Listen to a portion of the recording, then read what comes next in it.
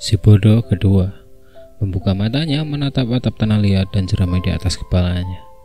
Selimut yang menutupi tubuhnya berwarna kuning tua serta berbau tidak sedap. Selimut itu sudah sangat tua, sehingga warna aslinya tidak bisa dikenali lagi. Di sebelahnya berbaring saudara laki-lakinya yang kedua. Ia adalah Hanzo, yang tampak sedang tertidur lelap. Dengkuran sesekali terdengar saat ia tertidur. 5 kaki dari tempat tidur terdapat dinding tanah yang telah mengalami banyak retakan karena berlalunya waktu. Di sisi lain dinding terdengar suara ibunya yang sedang mengomel, dan sesekali terdengar suara nafas dalam ayahnya sedang menghisap pipa tembakau.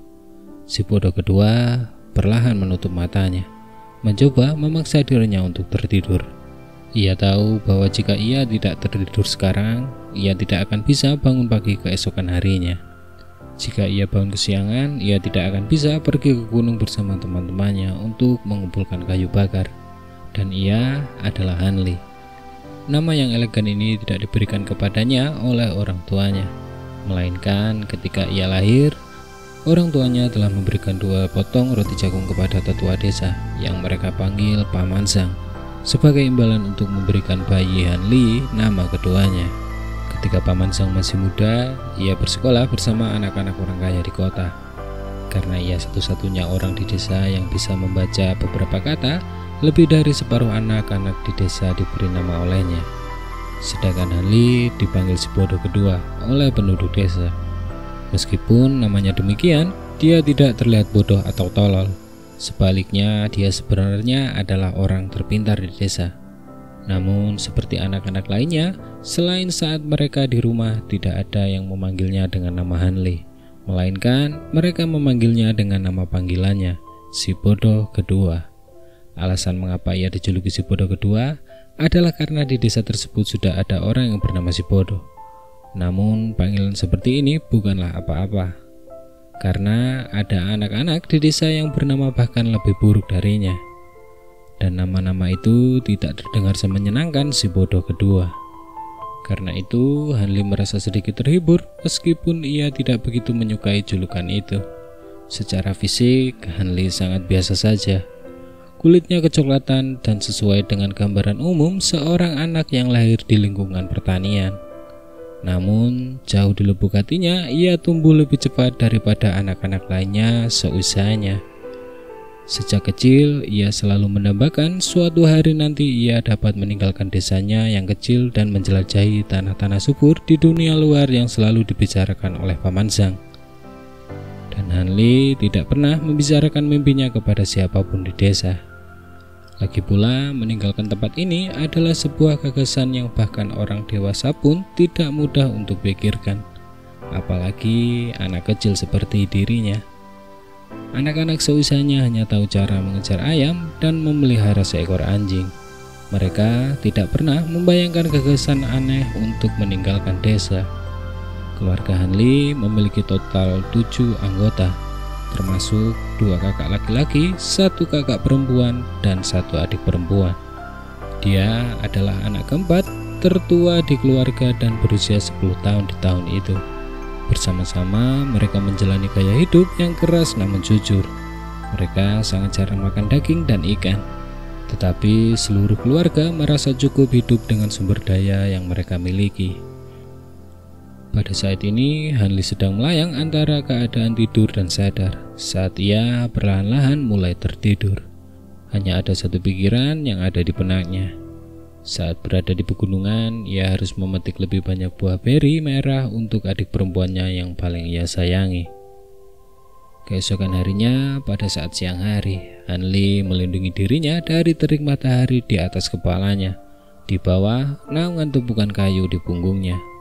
Di dadanya ada kantong yang penuh dengan buah beri merah yang memantul setiap kali dia melangkah pulang.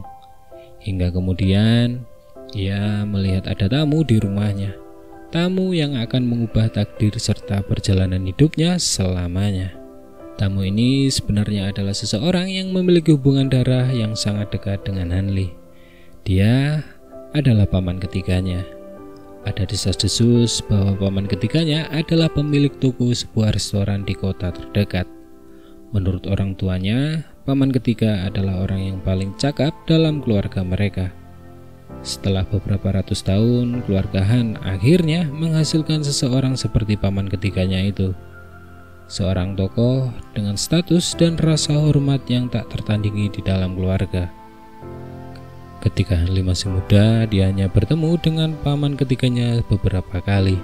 Sedangkan kakak laki-laki Han Li bisa menjadi murid pandai besi di kota berkat perkenalan paman ketiganya. Sesekali paman ketiga ini bahkan akan memberikan beberapa makanan kepada orang tuanya untuk dibawa pulang. Karena selama ini dia telah menjaga keluarga Han Li dengan penuh pertimbangan, Han Li memiliki kesan yang sangat baik terhadapnya.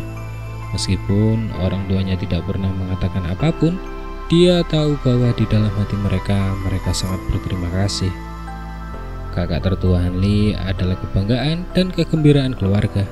Sebagai murid pandai besi, ia mampu membawa pulang 30 koin tembaga setiap bulannya. Dan ketika ia akhirnya lulus dari masa pelatihannya, ia akan memperoleh lebih banyak uang nantinya. Setiap kali orang tuanya membicarakan putra sulung mereka, semangat mereka akan membumbung tinggi karena bangga. Meskipun Han Li masih muda, ia juga merasa sangat iri. Pekerjaan terbaik yang dapat ia temukan adalah menjadi murid seorang ahli kerajinan dan mengandalkan kerajinan yang ia buat untuk menghasilkan uang. Jadi ketika Han Li melihat jubah satin baru dan wajah bulat milik paman ketiganya, Han Li sangatlah gembira. Setelah meletakkan kayu bakar di sudut luar rumah, dia pergi ke depan rumah untuk menyapa paman ketiganya. Paman ketiga, Ani menyapa Anda. Setelah melakukannya, dia dengan patuh berdiri di samping dan mendengarkan paman ketiganya mengobrol dengan orang tuanya. Paman ketiga tersenyum lebar pada Han Li sambil membuka mulutnya, memuji keponakannya itu. Anak yang bijaksana. Setelah memuji Han Li, dia mengalihkan perhatiannya kembali ke orang tua Han Li dan menjelaskan alasan kunjungannya. Meskipun Han Li tidak dapat sepenuhnya memahami kata-kata yang diucapkan paman ketiganya, karena dia terlalu muda, dia masih bisa mengerti secara garis besar apa yang diucapkannya. Dan ternyata restoran paman ketiganya mendapat dukungan dari Sekte 7 Misteri. Sekte ini terbagi menjadi divisi dalam dan juga luar. Sedangkan belum lama ini, paman ketiga telah resmi diakui sebagai murid luar. Itu berarti dia dapat membawa anak berusia antara 7 hingga 12 tahun untuk mengikuti ujian murid dalam. Setiap 5 tahun sekali, Sekte 7 Misteri akan secara resmi mengeluarkan undangan bagi anak-anak muda untuk mengikuti ujian untuk menjadi murid dalam. Ujian akan secara resmi dimulai bulan berikutnya. Paman ketiga adalah seorang pria yang cerdas dan juga cerdik. Namun, ia tidak memiliki seorang pun keturunan. Jadi dia tentu saja memikirkan Han Li yang telah memenuhi persyaratan usia. Saat Han Li yang biasanya penurut kemudian mendengar kata Jianghu dan juga sekte bersama dengan banyak fraksi lainnya yang belum pernah didengarnya sebelumnya, ia merasa sangat gugup. Menurut paman ketiga, Sekte 7 Misteri dapat dianggap sebagai salah satu sekte terbaik dalam radius beberapa ratus mil. Jika seseorang menjadi murid dalam, mereka tidak hanya akan dapat berlatih bela diri secara gratis, mereka juga akan menerima tunjangan bulanan serta kebutuhan mereka akan dapat terpenuhi. Tidak hanya itu, mereka yang tidak lulus ujian murid dalam masih dapat memasuki divisi luar sekte dan menjadi murid luar seperti halnya paman ketiga. Mereka masih akan memiliki kesempatan untuk membantu Sekte 7 Misteri menangani urusan eksternal mereka. Setelah mendengar kemungkinan bahwa putranya dapat menerima tunjangan bulanan dan bahkan menjadi sukses seperti paman ketiganya, ayah Han Li akhirnya memutuskan untuk memberikan persetujuannya. Setelah mendapatkan persetujuan dari ayah Han Li, paman ketiga merasa gembira di dalam hatinya. Sambil meninggalkan 2 koin perak, dia berkata bahwa dia akan kembali dalam sebulan untuk mengawal Han Li ke tempat ujian. Selama kurun waktu ini, ayah Han Li harus memastikan bahwa Han Li berpakaian dan makan dengan baik untuk meningkatkan kondisinya sehingga akan lebih mudah bagi Han Li untuk lulus ujian nantinya. Setelah memberikan instruksi ini, paman ketiga mengucapkan selamat tinggal kepada Han Li dan juga ayahnya, menepuk kepala Han Li dan kemudian berangkat kembali ke kota. Sekalipun Hanli tidak sepenuhnya memahami kata-kata paman ketiganya, dia dapat memahami bahwa dia akan dapat memperoleh uang di kota besar nantinya. Tampaknya mimpinya dari sebelumnya akan menjadi kenyataan. Membuatnya begitu gembira hingga dia tidak dapat tidur selama beberapa malam setelahnya. Setelah 1 bulan berlalu, paman ketiga kembali lagi ke desa mengawal Hanli ke lokasi pengujian. Sebelum pergi, ayah Hanli berulang kali memberi petunjuk kepada Hanli tentang cara berperilaku yang benar. Seseorang harus jujur, memiliki kemampuan untuk bertahan, dan menghindari konflik yang tidak perlu dengan orang lain. Sementara itu, ibu Hanli mendesaknya untuk menjaga kesehatannya dan makan serta tidur dengan baik. Hari itu pun akhirnya tiba, dan paman ketiga datang untuk menjemput Hanli dengan kereta kudanya. Saat kedua orang tuanya perlahan menghilang dari pandangannya, Hanli menggigit bibirnya untuk menahan air matanya agar tidak mengalir. Meskipun dia selalu lebih dewasa daripada anak-anak lain seusianya, ia tetaplah anak berusia 10 tahun. Ini adalah pertama kalinya dia meninggalkan rumah, jadi akan sangat wajar apabila dia merasa sedikit tertekan. Rasa rindu kampung halaman tumbuh dalam hatinya. Dia bertekad untuk segera pulang setelah menjadi kaya dan tidak akan pernah berpisah lagi dari orang tuanya. Hanli tidak akan pernah menyangka bahwa mulai saat ini uang akan kehilangan makna baginya. Tanpa diduga, ia akan menempuh jalan yang berbeda dari manusia biasa. Di mana inilah awal mula, ia akan menempuh jalannya sendiri menuju kultivasi abadi.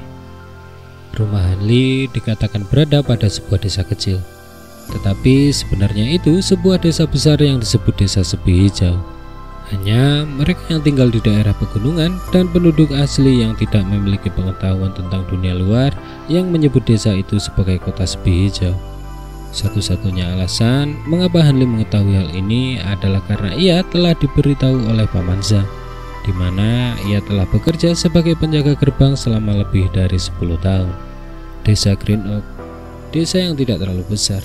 Desa ini hanya memiliki satu jalan utama yang dikenal sebagai Jalan Green Oak yang membentang dari batas timur hingga barat desa.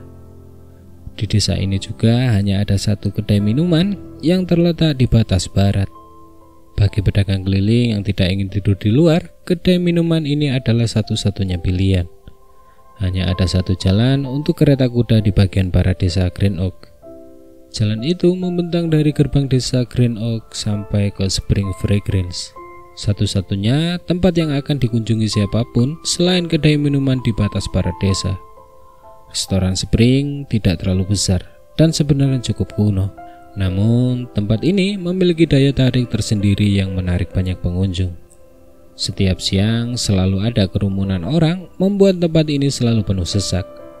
Seorang pria berjanggut dengan wajah bulat muncul dari kereta bersama seorang anak laki-laki berkulit gelap serta gemuk yang tampaknya berusia sekitar 10 tahun.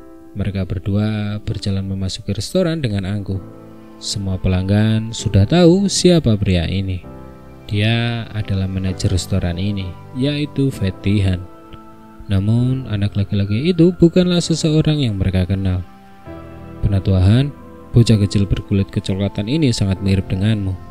Mungkinkah dia anak dari seorang pelacur yang menghabiskan malam bersamamu?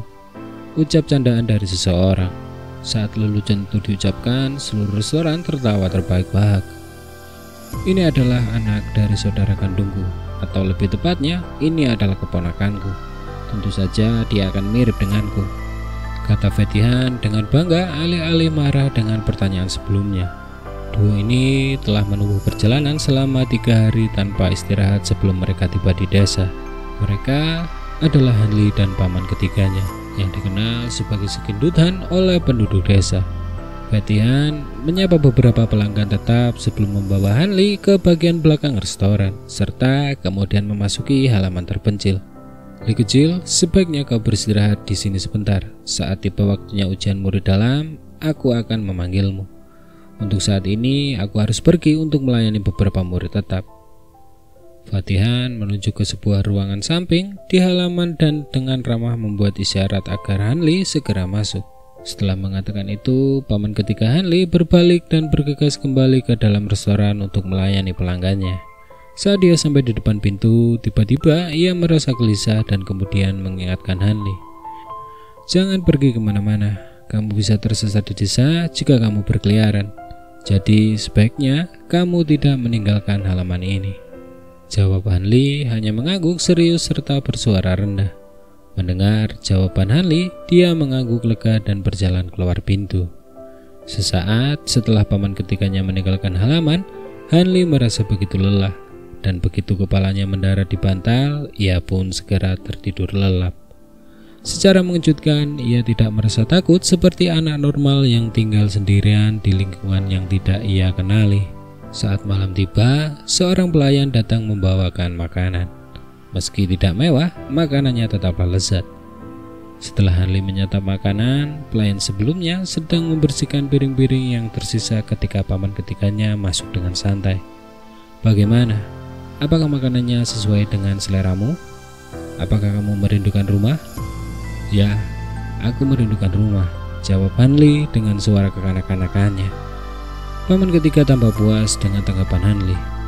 Ia mulai bercerita tentang kehidupan sehari-harinya dan membanggakan banyak pengalamannya. Lambat laun, Hanli menjadi terbiasa dan mulai tertawa serta mengobrol dengan paman ketiganya. Dengan ini, 2 hari berlalu dengan cepat. Pada hari ketiga, setelah Hanli selesai makan malam, dia tengah menunggu cerita pamannya tentang Jianghu. Ketika sebuah kereta berhenti di depan pintu restoran. Jianghu sendiri artinya adalah dunia seni bela diri. Kereta itu dicat dengan warna hitam mengkilap dan bahkan kudanya pun berwarna emas yang jarang terlihat. Namun yang paling menarik perhatian adalah pada rangka kereta itu terdapat tulisan misteri yang ditulis dengan huruf perak di tengah segitiga merah yang menghiasi spanduk hitam. Gambar pada spanduk itu juga memancarkan aura yang tidak terduga. Melihat spanduk ini, setiap ahli bela diri di daerah itu tahu bahwa kereta ini adalah milik salah satu dari 2 penguasa lokal di daerah itu, Sekte 7 Misteri. Tampaknya seorang tamu terhormat telah tiba di desa Sepi Hijau. Sekte 7 Misteri sebelumnya dikenal sebagai Sekte 7 tertinggi. 200 tahun yang lalu, sekte ini didirikan oleh seorang guru bela diri yang sangat terkenal bernama Penguasa 7 Tertinggi. Setelah pernah menyapu dan mendominasi provinsi Jing dan provinsi Shu di dekatnya selama beberapa dekade, Penguasa 7 Tertinggi itu sangat terkenal. Namun setelah ia terserang penyakit, kekuatan Sekte 7 Misteri mengalami pukulan telak dan pengaruhnya menurun sangat drastis.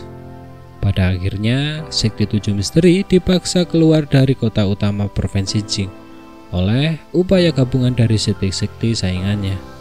100 tahun yang lalu, sekte itu terpaksa pindah ke daerah yang sangat terpencil yang disebut Gunung Pelangi Surgawi. Dan sejak saat itu, mereka membangun kembali akar mereka di wilayah kelas 3 itu serta menjadi pusat kekuatan lokal. Secara lokal, satu-satunya kekuatan lain yang dapat menandingi Sekte 7 Misteri adalah geng Serigala Liar. Geng Serigala Liar awalnya adalah gerombolan bandit berkuda dari provinsi Jing yang tidak ragu-ragu membakar, membunuh, menjarah, dan juga merampok. Setelah beberapa saat, pasukan yang dikirim oleh istana kekaisaran mengepung dan dengan kejam menekan para bandit tersebut. Beberapa bandit menerima amnesti yang diberikan kepada mereka oleh istana kekaisaran. Sementara bandit yang tersisa mereformasi diri mereka menjadi geng Serigala Liar. Geng Serigala Liar sangat kejam dan haus darah, mempertahankan karakteristik lama mereka yang tidak ragu-ragu melakukan kekejaman. Meskipun geng Serigala Liar menguasai lebih banyak desa daripada Sekte 7 Misteri, geng tersebut tidak tahu cara mengelola desa secara efektif untuk menjalankan bisnis serta menghasilkan pendapatan. Sebagai perbandingan, kekayaan desa yang dikuasai oleh Sekte 7 Misteri jauh melampaui desa yang dikuasai oleh geng Serigala Liar. Karena iri dengan kemakmuran Sekte 7 Misteri, geng Serigala Liar membuat rencana untuk mengambil alih wilayah sekte tersebut dan kemudian mengakibatkan konflik yang berlangsung lama antara kedua kekuatan besar tersebut. Konflik itu membuat pemimpin sekte 7 misteri saat ini mengalami sakit kepala yang tak berkesudahan. Karena geng serigala liar, sekte 7 misteri telah menerima semakin banyak pengikut dalam beberapa tahun terakhir. Setelah kereta berhenti, seorang pria kurus berusia 40 tahun melompat turun. Gerakannya sangat lincah, menunjukkan bahwa dia adalah seorang ahli yang hebat. Dia tampak sangat mengenal restoran Fetihan dan berjalan dengan angkuh menuju kamar tempat Hanli tinggal. Begitu melihat lelaki berusia 40 tahun itu, Fetihan segera menyambutnya dengan hormat. "Pelindung Wang, mengapa orang terhormat sepertimu secara pribadi melakukan perjalanan ini?" Pelindung Wang hanya mendengus dingin. "Jalanan di sini akhir-akhir ini tidak aman, karena itu pertahanan perlu diperkuat. Itulah sebabnya para tetua memerintahkan agar aku datang sendiri. Jangan bicara omong kosong lagi. Apakah ini anak yang ingin kau nominasikan?" "Ya, ini keponakanku. Aku harap Pelindung Wang akan menjaganya." Melihat ekspresi tidak sabar di wajah Pelindung Wang, paman ketiga segera mengambil sebuah kantong yang tampak berat dan diam-diam menyerahkannya kepada Pelindung Wang. Setelah dia menaksir berat kantong itu, sikap tidak sabar Pelindung Wang tampak mengendur. "Dalam perjalanan pulang, aku akan memastikan bahwa semua kebutuhan keponakanmu terpenuhi dengan baik. Bagaimanapun, sekarang sudah cukup larut. Sebaiknya kita segera bergegas."